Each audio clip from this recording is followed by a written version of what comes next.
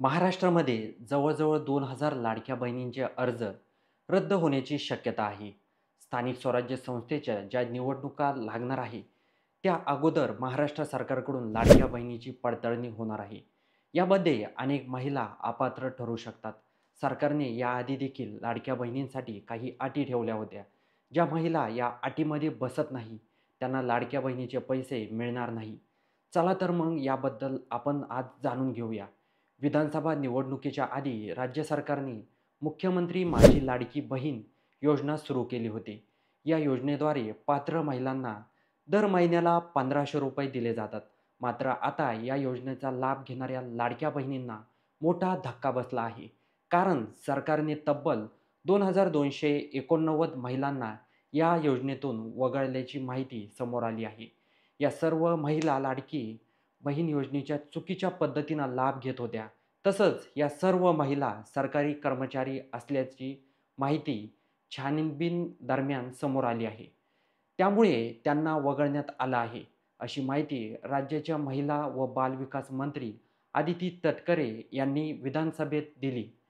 राज्याच्या महिला व बालविकास मंत्री अदिती तटकरे यांनी दिलेल्या माहितीनुसार मे महिन्यात गेलेल्या छानबीनीत 2,200हून अधिक सरकारी कर्मचारी महिला या योजनेत अपात्र लाभार्थी म्हणून वगळले आहे.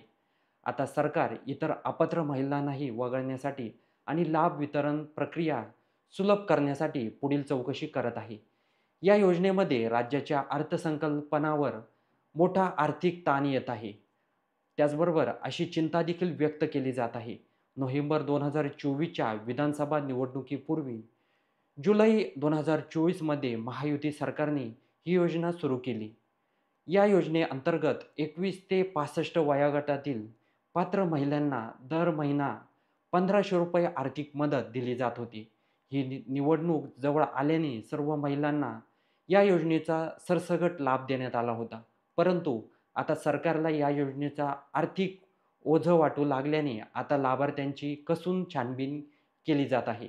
या योजनेतील अर्जाची आयकर छाननीसाठी आवश्यक माहिती केंद्रीय प्रत्यक्ष कर मंडळाने उपलब्ध करून देण्यास सहमती दर्शवली आहे.